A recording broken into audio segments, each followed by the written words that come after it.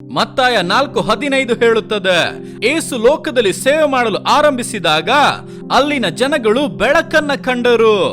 ഇരുಳಿನಲ್ಲಿ ಇರುವ ಜನಗಳಿಗೆ ದೊಡ್ಡ ಬೆಳಕಾಗಿ ಯೇಸು ಬಂದರು ಎಂಬುದಾಗಿ ವೇದ ನಮಗೆ ಹೇಳುತ್ತದೆ.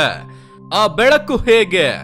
ಯೋಹಾನ 1ನೇ ಅಧ್ಯಾಯ 4ನೇ ವಾಕ್ಯವನ್ನ ಓದುವಾಗ, ಯೇಸುವಿನ ಒಳಗೆ ಒಂದು ಜೀವ ಇತ್ತು, ಅದು ನಿತ್ಯ ಜೀವ, ನಾಶವಾಗದ ಜೀವವನ್ನ ಕೊಡುವಂತ ಬಲ, ನಿತ್ಯ ಜೀವ. ಯೇಸುವಿನೊಳಗೆ ಒಂದು ಜೀವ ಇತ್ತು, ಆ ಜೀವ ಮನುಷ್ಯರಿಗೆ ಬೆಳಕಾಗಿತ್ತು. ಯೇಸುವಿನ ಒಳಗೆ ಇರುವ ಆ ಜೀವವೇ ನಮಗೆ ಬೆಳಕಾಗಿದೆ, ಪ್ರಕಾಶವಾಗಿದೆ ಎಂದು ವೇದ ನಮಗೆ ಸ್ಪಷ್ಟೀಕರಿಸುತ್ತದೆ.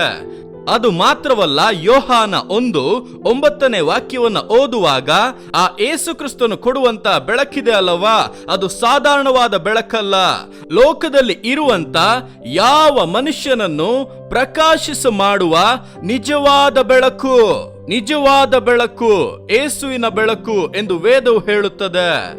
ಯಾವ ಮನುಷ್ಯನನ್ನು ಪ್ರಕಾಶಿಸ ಮಾಡುವ ಪ್ರಕಾಶ, ಆ ಒಂದು ಬೆಳಕೆ ಯೇಸು ಎಂಬಂತಹ ಬೆಳಕು ಎಂಬುದಾಗಿ ವೇದ ನಮಗೆ ಹೇಳುತ್ತದೆ.